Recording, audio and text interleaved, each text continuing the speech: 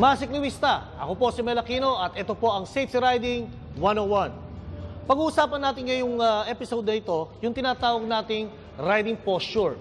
Ang riding posture, ang kahalagahan nito is yung tamang posisyon sa pag-handle ng motorcycle.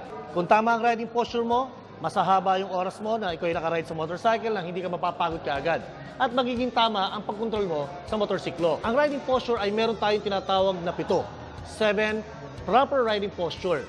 Una, ang mata. Kailangan makita natin na widely ay yung mga traffic lights, yung mga tumatawid, yung mga pedestrian, at saka kahit anong mga potential danger na po pwedeng dumaan sa kalsada or tumawid sa kalsada. Pangalawa is yung balikat.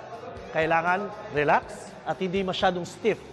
Kasama na rin ang ating pangatlo ay ang ating siko. Dahil kung masyadong masikip at mahigpit ang inyong kapit sa manibela, kung hindi relax yung shoulder at yung elbow, pwedeng ma-hamper yung steering system nyo. Ganun na rin sa kamay. Ang ating kamay, kailangan ay meron tayong tinatawag na 1 finger space pagdating dito sa handle grip. 1 finger space, then lagay mo yung kamay mo. Kailangan merong isang daliring pagitan para sa tamang leverage ng inyong control sa ating handlebar. Susunod na riding posture is yung bewang.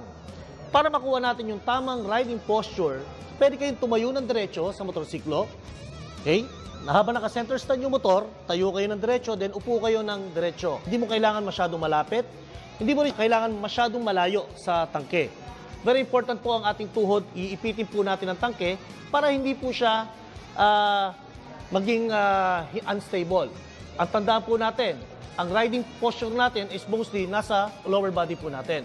Riding posture ay 7, meron tayong mata, that's number 1, meron tayong shoulders, meron tayong siko, meron tayong kamay, meron tayong bewang, at meron tayong pang-anim is yung tuhod, which is serve as our lower body na nakagrip tayo sa tangke. At ang pinakahuli mga kaibigan is yung ating paa.